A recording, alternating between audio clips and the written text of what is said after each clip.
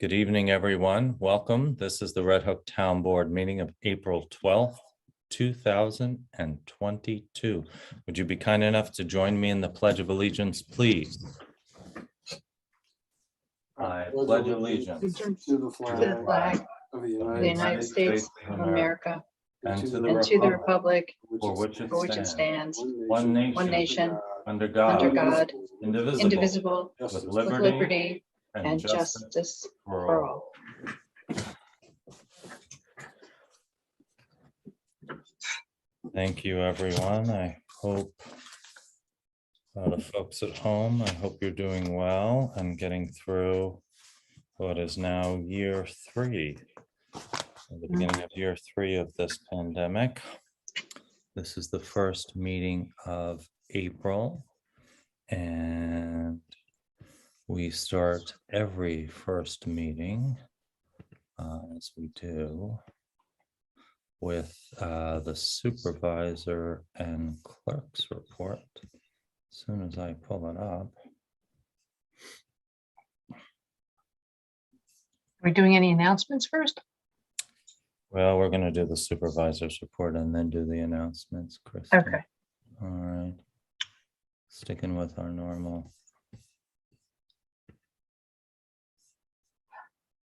The folks at home, here's what we have on the agenda. I'll put on the screen share. There we go. So for the folks at home, apologies. Tonight we're going to be discussing a resolution to advertise for bids for paving. Each year we go out and do public bids for all our highway work, materials, and also activities.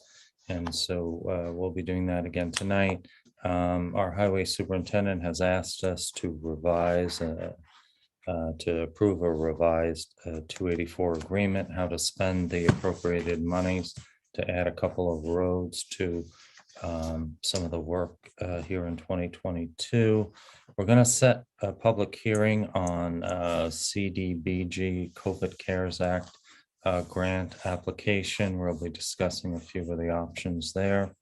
We're also going to award a contract for repair of well number 2. We have some correspondence as well, and that's what we have for this evening. And to start things off, we will do the supervisor's report. This is a statement of the financial condition of the township at any given moment. And Robert, I don't think you're sharing the correct thing. We don't see the PDF. We see the agenda on Word. You see the agenda on Word? Okay. Yeah. Okay. Let's see. Try that again. Thanks, Jacob.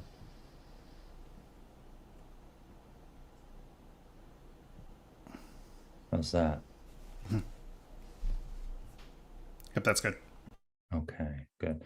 This is for the period ending March 31st, 2022. We started the month with an opening balance of $7,143,000. We had receipts of $4,203,000. This is when we collect most of the property taxes. During this period, we had disbursements of $1.176 thousand. We have a remaining balance of $10,170,000. And during the course of the remainder of the year, we'll be reducing that balance as we obviously pay for operations during the next 9 months. We have just a few adjustments proposed by our bookkeeper, Ann Conway. And we did receive our sales tax growth factor for the year 2021. We were pleased with how that came in. There have been some changes, however, reduced sales taxes due to clothing and soon due to gasoline. So we'll be looking perhaps for a more muted number going forward. And then you have your variance reports, monthly variance reports. there any questions, town board members, about the supervisor's report? If not, is there a motion to accept the supervisor's report? So moved. Thank you, Christine. Is there a second? Second. Okay, including budget adjustments, amend that, please. So moved. Okay. Second. Bill. All in favor, Jacob Testa, Aye. and myself, aye. Thank you very much. Okay, and we also have the town clerk's report. Deanna, would you be kind enough to read that, please? The town clerk's report for the period of March 1st to March 31st, 2022. Total local shares remitted to the supervisor, $4,111.34. Amount paid to New York State Agriculture and Markets for the spay and neuter program, $23. Amount paid to New York State Department of Health for marriage licenses, $45. Total state, county, and local revenues, $4,526. And I hereby certify that vouchers for March 2022, numbered 28881 to 28972, processed in the month of March 2022, are an accurate reporting of the abstracts approved for payment by the town board. Very good. Thank you very much, Deanna. Is there a motion to accept the clerk's report? So moved. Thank you, Christine. Second? Jacob? Second. I wasn't sure if you were doing it yourself, Robert. Oh, no. Jacob, thank you. And all in favor, Bill Hamel Aye. and myself. Thanks very much. Thank you, Deanna. All right. Announcements. So we do have some announcements, and I'm happy to report to make some of those announcements. We have Francis Duncan from our Conservation Advisory Committee joining us. Francis. Hi, everyone. I'm Francis. Thank you for having me here tonight. I am a member of the Conservation Advisory Council, and I am just here to help highlight some upcoming events. I hope you can see my screen. Yep. Coming up in the following weeks, on Saturday, April 23rd, we have E-Waste Day, which will be hosted at the town recycle yard from 7:30 to 1 p.m. the normal hours. Accepted items include electronic waste bulbs and batteries. That same day at the Red Hook Community Center from 10 to 1 will be the Repair Cafe. We'll have repair coaches there to help repair broken items for continued use. And then the next day will be Red Hook Cleanup Day, signing in and out of the town hall from 1 to 4 p.m. Supervisor McKeon, if you want to elaborate on that, please feel free. I know you've done a lot of work on that.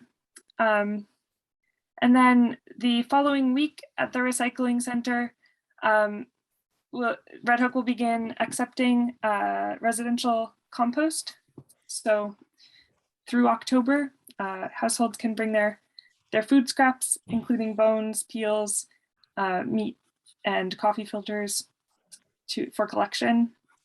And then on May 7th, which is Apple Blossom Day, the town hall will be hosting Shred Day, and residents can bring up to 3 banker boxes, which are 10 by 12 by 15 inch boxes of paper for shredding from 10 to noon. Thank you so much. Thank you, Francis. We're very excited about the new events and new services we'll be offering through the Recycling Center. We thank TJ, the Conservation Advisory Council, the Energy Committee, all who've been working together to figure out how to make these additional services available to our residents. And we very happily report that these services are by and large all free. Access to your recycling center is available on Wednesdays and Saturdays. Terrific. Francis, thank you very much for your work, and anything we can do to get the word out to folks about these new offerings that we have. Very much appreciated. Okay, any other announcements does anybody have? Well, Robert, do you want to give a little more information about cleanup day for folks that might not have Well, participated before? if you're experienced with cleanup day, you know the drill, as they say. Arrive here at Town Hall before 1 o'clock. We'll provide you with a vest, some grabbers, some gloves, some water. We'll get you all outfitted to clean up the town's roads. I think this is now the 13th in a row cleanup day that we've been doing, annual cleanup day. And it's a great opportunity to make a difference in how the community looks in the springtime. And we like to get up the garbage before the sides of the roads are mowed. It makes it a lot easier for everyone, and it keeps the trash out of our waterways. So come volunteer. You can even choose any roads that you want to work on if you have a preference. And we might give you some of Ben's famous pizza, depending upon how well you do. Okay, very good. Thanks very much, Christine, for the reminder. And why don't we delve right into tonight's agenda, shall we?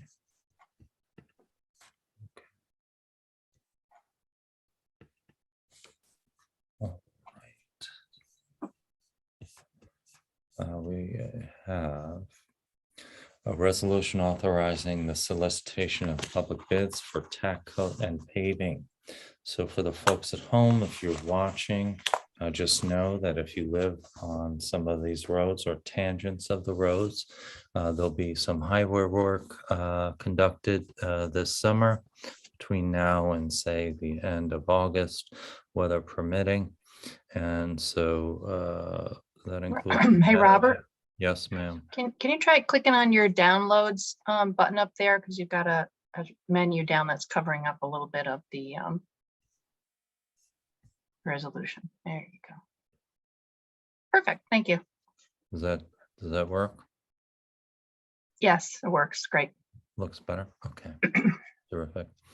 So we've got Manor Road, North Drive, Trowel Boulevard, Colonial Drive, and Meadow Drive. And this is to go out to bid, and there are all the bidding documents. And do any of the town board members have any questions? Okay, so this is resolution number 15, Deanna tells me, dated April 12th, 2022. It's a resolution to go out to bid for the work involved with these roads. And who would like to move resolution number 15? So moved. Thank you, Jacob. Is there a second? Second. Thank you, Bill. All in favor, Christine Kane, Aye. and myself, aye. Okay. And we did get some more information on the state budget, which was just recently passed, and the amount of CHIPS funding. And so we have an amended 284 agreement. It's agreement between the town board and the highway superintendent as to the amount of funds to be appropriated for repair and capital improvements. And you'll see it's at a very high level of $320,000. If I ever get through all the other pages, here we go. This is a agreement for the expenditure of highway monies, and here are the roads again. Manor Road between Aspenwall and North Drive, starting at Manor and leading to Trowel Boulevard, starting at Carriage and leading to North, Colonial, starting at Manor and leading to Trowel. Basically that whole section of Linden Acres, also on Meadow Drive, all the way out to 199, leading to Trowel Boulevard. So about 1.6 miles will be repaved asphalt. They also will be conducting a oil and stone chip seal process. That's to extend the life of the roadways for the folks at home. That's Hateman Hill Road out east 2.23 miles. And in addition to that, Kelly Road from 9G and on Whalesback at Kelly and leading to Old Whalesback Road. And those are the projects that are now being proposed with the amount of funding being increased again. Any questions? Okay, if not, this would be resolution number 16. And why don't I move that resolution? Is there a second?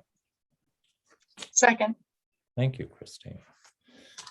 Any further comments or questions? If not, all in favor, Jacob Testa, Aye. Bill Hamel. Aye.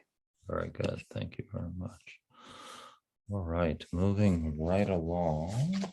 Item number 3 is a resolution to set public hearing on one of many grant applications we'll be applying for in the next few months. This one is a CDBG COVID Cares program. We've had some work done by our EDC. We appreciate that very much. They have a couple of ideas.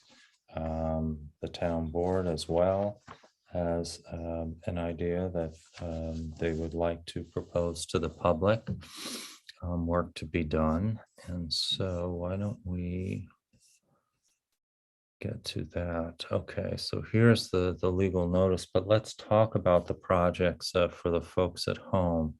There are a couple of items that the EDC approached the town board about considering. One is improvement to farm labor housing, and they surveyed at least a group of some of the farmers with that type of housing, and the funding is available to repair or restore. It's not to build any new farm labor housing. And so they had a list of projects, even that handful of farmers that did express interest. The projects came in estimated at $1.45 million if all of them were to be included in the grant application. Now, there is a maximum under this program of just $1 million in total that you can receive. So one of the questions that we have tonight that we'll need to solve is, if we do want to include that in the grant application, is how do we appropriate the $1 million across interested farms that want to participate, because obviously we can't fully fund the 1.45 that's been indicated to us. In addition to that, we had an update, sort of a recent update from Red Hook Responds.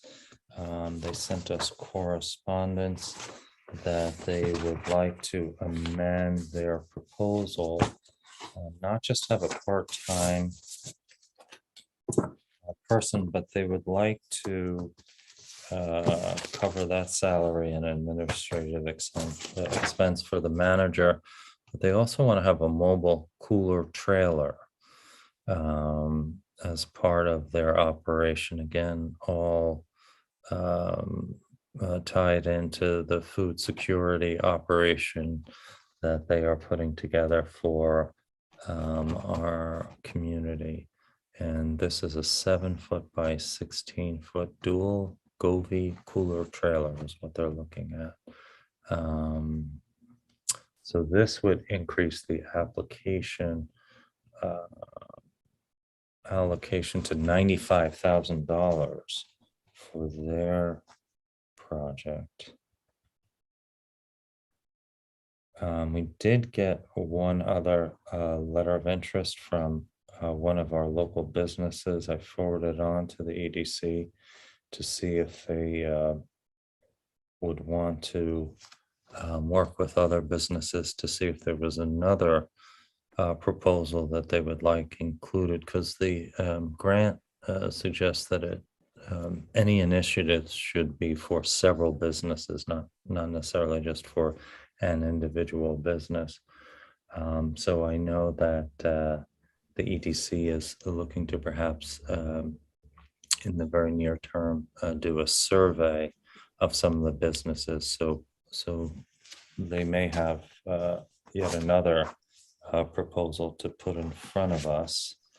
But time is ticking and we do need to have our public hearings.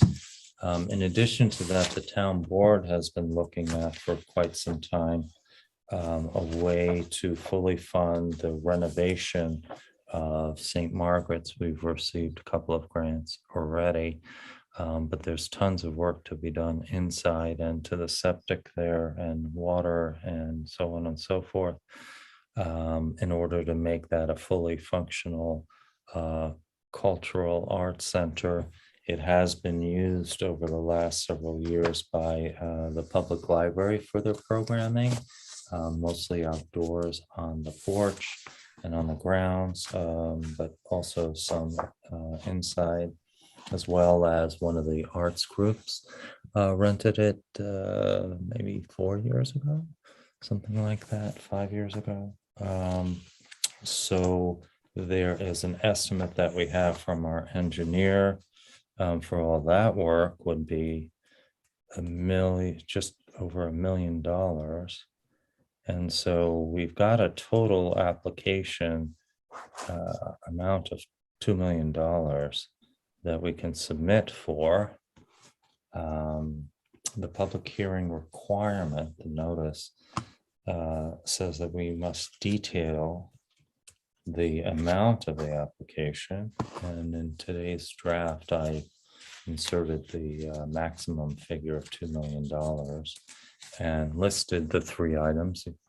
In our public hearing, we need to make sure that the public is aware of what we're considering applying for. So the language is improve farm labor housing conditions, undertake accessibility, water utility, and other rehabilitation work at the town-owned St. Margaret's Cultural Center, and provide administrative support staff for a local food security network. So I think we would need to amend our public hearing notice to include the acquisition of a mobile food cooler if we were to want to have that in front of the public for comment. So together with our attorney, we've prepared this notice. And town board members, what are your thoughts, if any, about we've got now more dollars being applied for than we can obtain in either the category or in totality. Let's start there. What do we think? Well, just before we jump into that, and there's a limit on, so we have to use the funds in 12 months, right? Any of the funds we receive. That's exactly right. Shovel ready, and important for the folks at home to know that we're mostly a conduit. We do have some administration obligations that we'll need to, I think include some funding for somebody to administer these programs. But that aside, it's a reimbursement program. So anyone who wishes to be a part of the application will need to first fund those activities and then submit to the town, who then submits to New York State, and then they reimburse the town, and then the town reimburses the contractor, so on and so forth. So there's, from what I understand, it's about a 2 or 2.5 month turnaround, generally speaking. Of course, I would never speak for the state on how long it takes them to reimburse, but that's what they estimated. So Christine, what else did you want to add? Well, did you want to start with the ag stuff or? Sure, let's start with the ag stuff. Okay. Well, I mean, it seems now it doesn't, as far as I know, it doesn't say anything in the grant about if we were to set up a percentage, right, of funding, or how we were going to distribute the funding, you know, or a matching component, so to speak, right? Right. So if we already know we have, you know, 50% more funding requests than is allowed with the cap for that, I mean, we could say that, you know, if the participants in that may have to fund up to 50% of their project, because you can't, you know, we can't put in for, you know, say 4 units on this property and 6 units on that property and 2 units on that property, and then have people say, well, I'll do 2 and 3 and 1 unit instead, because I'm only getting half the money. Because the grant is saying you're going to produce this much of farm worker housing, is my understanding. So that was one thing that I was thinking about, is to try to just, you know, I guess make it clear that if people want to participate, they may have to fund some portion of it. So you know, if we ask for 1.4 and we get the whole million, which there's also no guarantee that we would get the whole million, either we prioritize the projects so that we fund, you know, one or some of them completely, or we spread the money out by, you know, having some sort of a matching percentage. Or So- just simply say no one entity, you know, one Can get more than X amount or something. exactly 150,000 or 200,000, and then they work with that to accomplish whatever project. I noticed on the sheets that were submitted, there was a farm or two that had more than one project proposed. So, you know, Right. they may in fact They decide. may at have to that point prioritize the projects, right? exactly which Mhm. one. The Okay, one other issue related to that, if I could butt in for a sec. Bill, We yeah. have Kenny with us on the meeting. And at the last meeting, I had asked whether we had polled or conducted a census of all the farms that could potentially be eligible to participate. And even with just the 9, we were at 1.45 million. I would like to make sure that any other eligible farm at least has an opportunity to participate. You know, it just to ensure that they know that this is available. And it may also, you know, if there are some others that would like to participate, that may also dilute that pot of money. What the maximum might be, Yes. right? And we don't need to decide that, by the way, tonight. I believe that what we have in the public hearing notice is sufficient. What we'll need to determine is the total amount that we're going to apply for and what those projects are. And so once we develop this public hearing notice, one of the things I can do is we can send out to the farms a notice and make sure that they're aware of that, at least the ones that we have on record on our assessor's office. And I did, Bill, to your question, ask the assessor to pull up the ones that at least had codings for farm labor housing. So we know that they are captured in these applications that are there. But Kenny, why don't you answer the question posed to you as opposed to me doing it?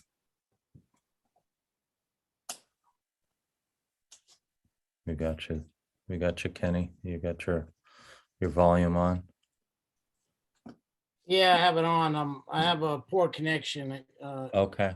Keep going in and out. What was the question again posed to me? Well, Bill wants to know if you've reached out to more farms. He wants to ensure that every farm's aware of this opportunity so that they can participate if they are eligible. Right. I spoke to all the farms I know, but then Bill mentioned farms I didn't even know existed in the town of Red Hook. So, Okay.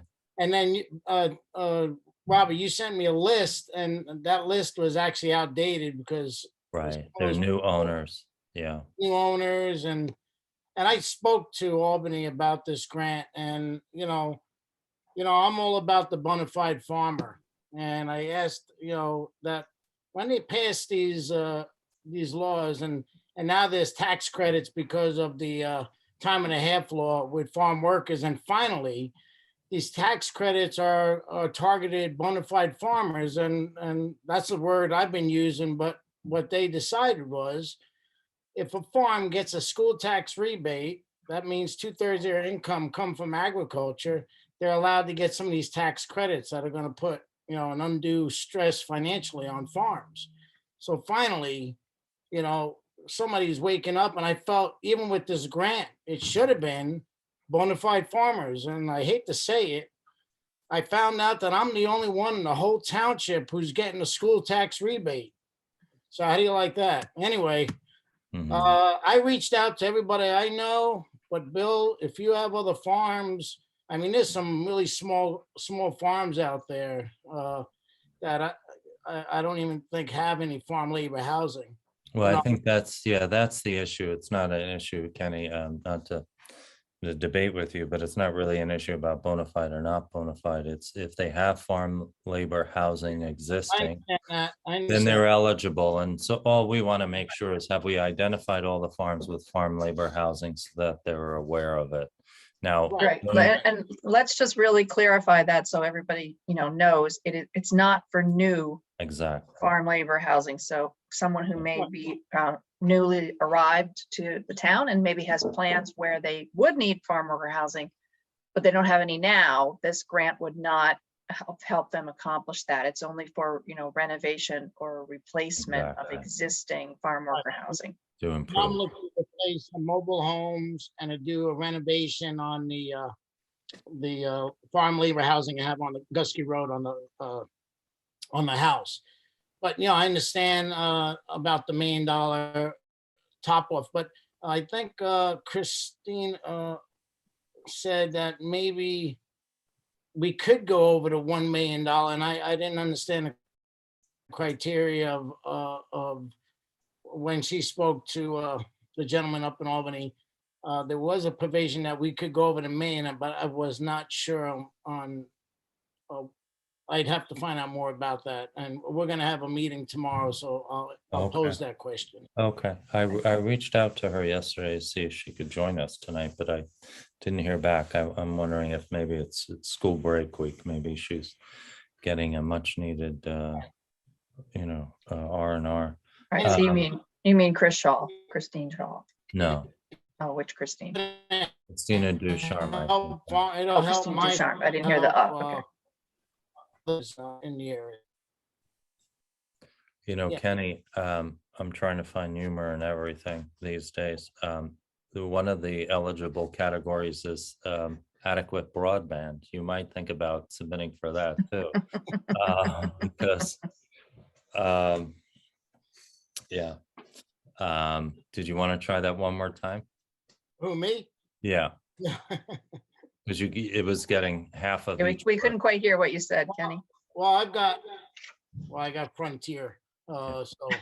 Anyway, we've been battling with them. No, I didn't. That's all I had to say, really.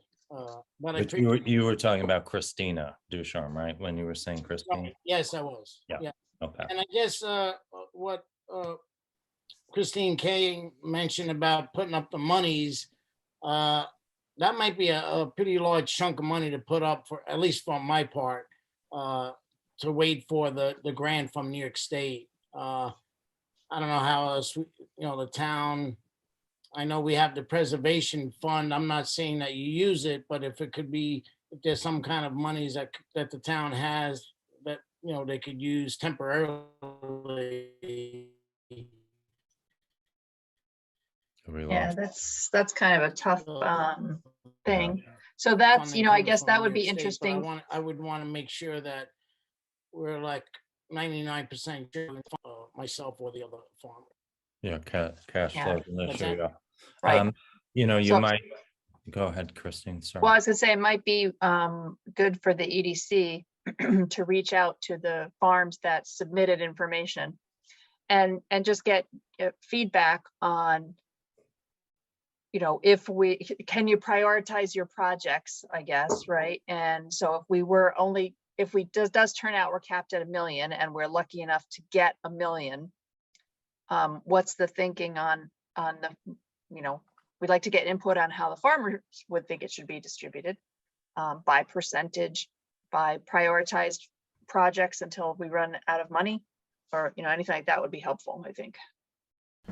It does look like we have 2 farms who submitted a total of 3 projects, and 2 of those projects, you know, together would be like 942,000. So like if we just didn't do the second project, it would allow us to do 2 of the 3, basically, it looks like, and that would be for, you know, 2 different farms that submitted. But maybe it makes sense to do that second one or a portion of it or something. But just looking at the information that we have, it seems like 2 of the 3 would fit under the threshold.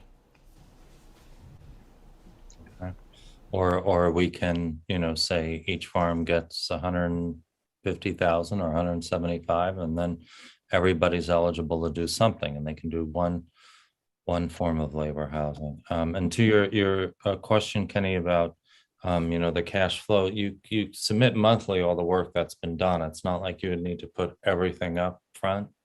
You know, the farmer wouldn't have to do that. It's just the monthly bills get submitted, the work, and so on and so forth. And there's one contractor. That was the interesting thing about this. There's one contractor for all the projects, and then there are subcontractors who work off of that. So there'll be one entity responsible. So that's part of the coordination, but it does seem to be a worthwhile effort. So, all right, well, let's give some more thought about what we think might be sort of the most equitable way of trying to distribute, you know, the $1 million limit. And Kenny, I'll double check with them up at OCR.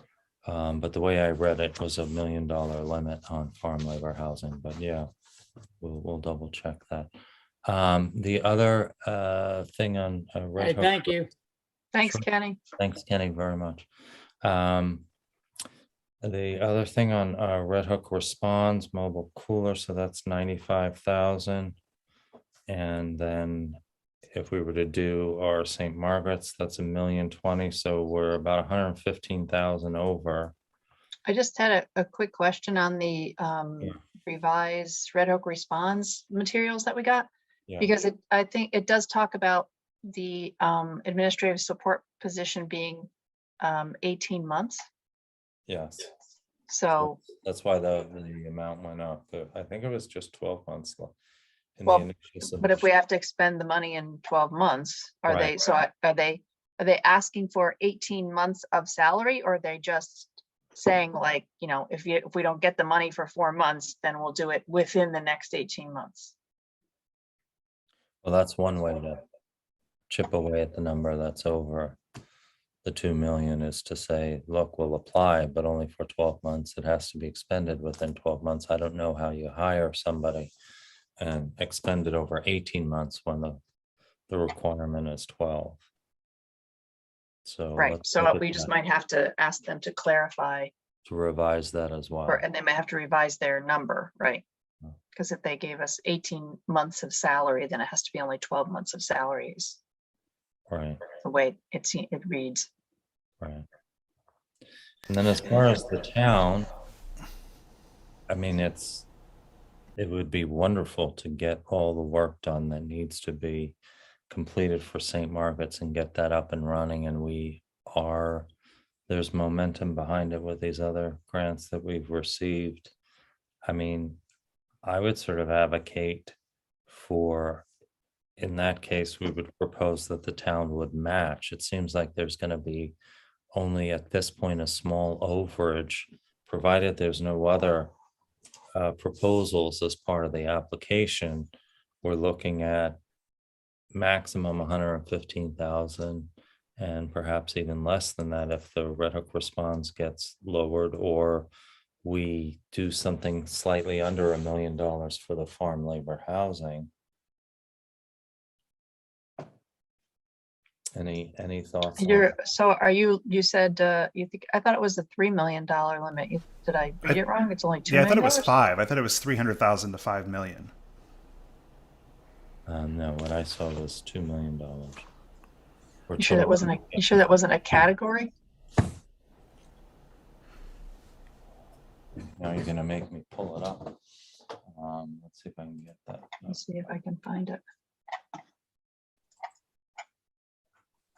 Well, the EDC's draft survey says 300,000 to 5 million. Yeah, I don't believe that's correct, but I may be the one who's mistaken, and so we'll just leave it at that. Well, I guess the survey needs to be corrected. Well, yeah, so they list three things: town, cities, and villages, 300,000, maximum 2 million. Counties in New York City, minimum 300,000, maximum 3 million. All municipalities, combined activities, 300,000, $5 million maximum. So maybe they pulled that number from that category. Maybe they were thinking there'd be some sort of combination of the town and another municipality. But the maximum is $2 million that's listed that I see here. okay, so again, so we're looking at 1.4 right now in farm worker housing, 115,000 in the Red Hook response, that's about 1.5.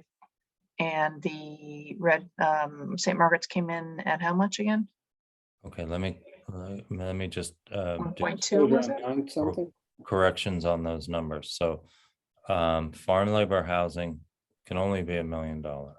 So Well, right, but I'm saying submissions for us to Submission. consider right now is 1.4. farm housing at 1.4, 1.45. right? A Red Hook responds is 95,000. 100,000, but so that's say 1.5-ish, okay, and then St. Margaret's is how much? 1,020,000.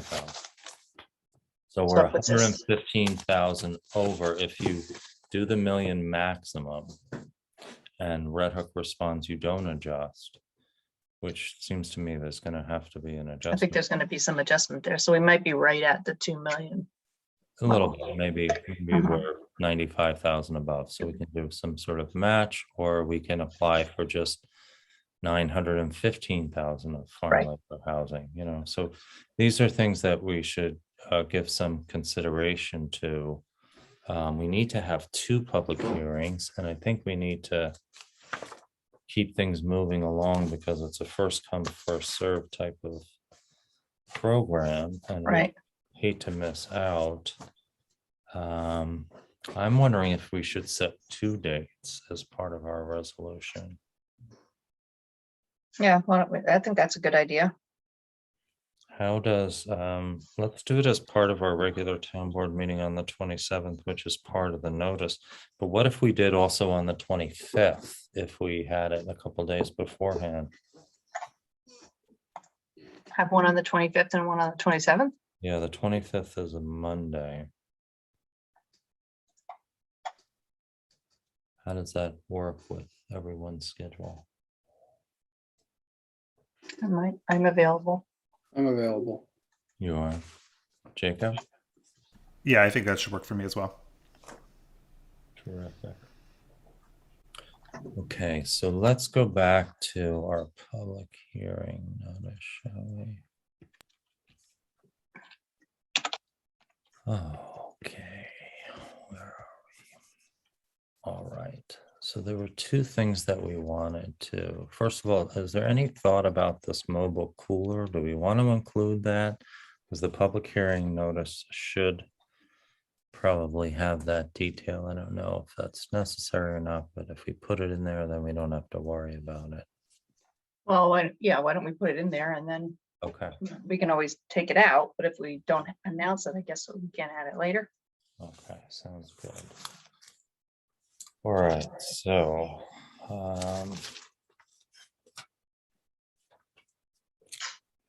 let's put in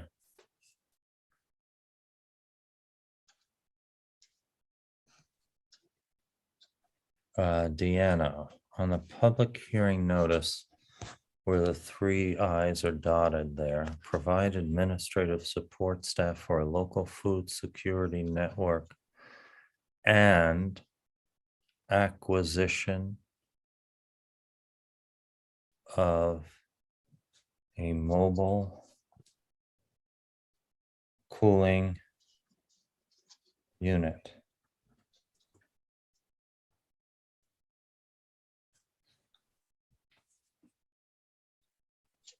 Does that work? Let's also revise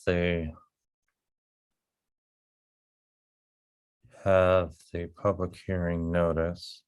Please take notice that a public hearing will be held by the town board of the town of Red Hook on April 25th and April 27th, 2022 at 7:35 PM local time at Town Hall.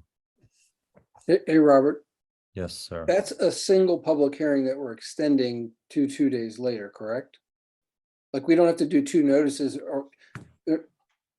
I we- think this notice, including both dates, will be sufficient. Okay, I think that language should cover it. Because we actually have to have 2 separate public hearings. I don't know if they would take a continued one. all right. Well, that's why I was wondering whether whether we have to do 2 separate notices. No, I don't Okay. believe you can. I think you can include both dates in there. Robert, I have a question. Do Sure. we have anything on this public hearing? I don't think we have anything about like administration of the grant if we were to receive it in We terms don't. of funding for that. We Is that don't. something we'd want to include? I think so. So why don't we also, We need to add an item 4. I don't know, yeah, maybe in item 4.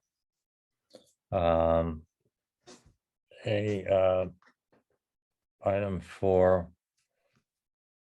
for I dots, project manager, program manager, project manager to administer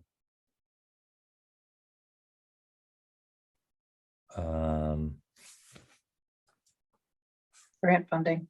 grant funding. Yeah, And that will also further dilute the amount that we can appropriate or use towards the other projects. yeah, I mean, I would imagine maybe let's put grant funding and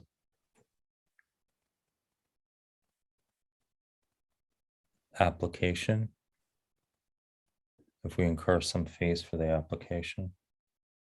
What, we can put it on here, but then we'll just have to read through it and see if that's an allowable cost. Yeah. Okay. Yeah, I was thinking, I don't know, somewhere in the neighborhood of $50,000 to have somebody administer these projects. Now, obviously, if we don't get funding for all of them, the workload is less. And so the dollar figure that would be needed for the program manager would be less, I would think. So that's something also to think about between now and the 25th is let's come up with some numbers to put with all this.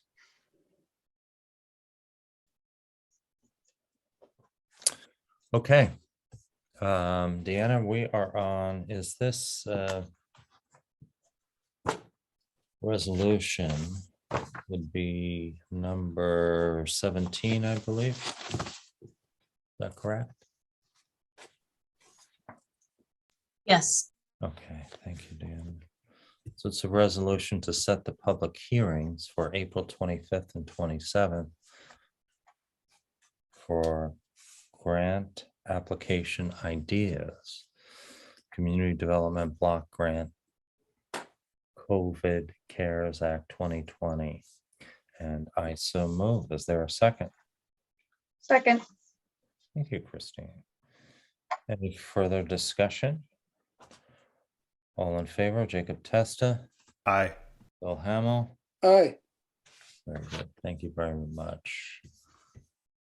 All right, folks, we are moving right along. We are now at the point we have to authorize the award of a contract. I'm going to have to jump around here, I think, a little bit. To award a contract for well repair. This is well number 2. Bill, do you want to speak to what needs to happen? It's a stall for me as I go to get this document. There was a problem with well number 2, and they need to replace the pump. And they had refurbished both or rehabbed the wells, both of them. There was a process to sort of clean them and get rid of debris and do a bunch of stuff. And then I think we discovered when they did that, the pump was not operating properly in well number 2. So they have to replace that pump. Okay. So that's what we have in front of us. All right, this is the resolution number 18. It's to award the contract for well number 2 pump and motor replacement project. As Bill just described, the water board went out to solicit public bids. They've received 2. They are recommending the selection of the lowest qualified bidder. The cost is $14,710. They are recommending awarding it to Weston and Sampson, doing business now as SB Church. And I so move resolution number 18. Second. Thank you, Bill Hannah. Any questions, folks? If not, all in favor, Christine Kane, Aye. and Jacob Testa. Aye. Very good. All right, last but not least, and I have to jump around again, we have some correspondence. We received the memo from Green Plan. Our planning consultants, the proposal is for the intersection of Barrytown Road and 9G. The applicants are looking for a change in designation to the agricultural business district. And so here's the initial response from the consultants on the proposal. Robert, you're not sharing screen yet.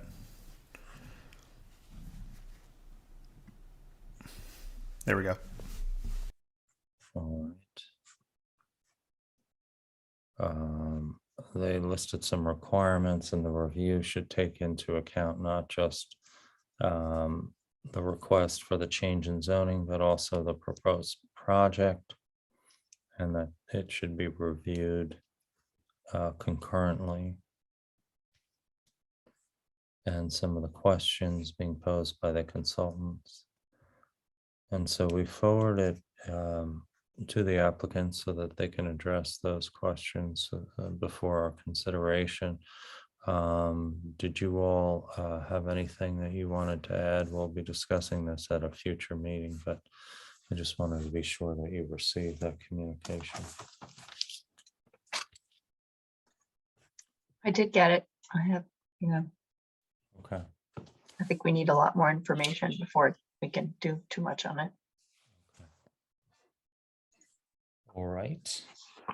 Very good. I believe that is all we have in front of us. Is there anything else we would like to entertain this evening?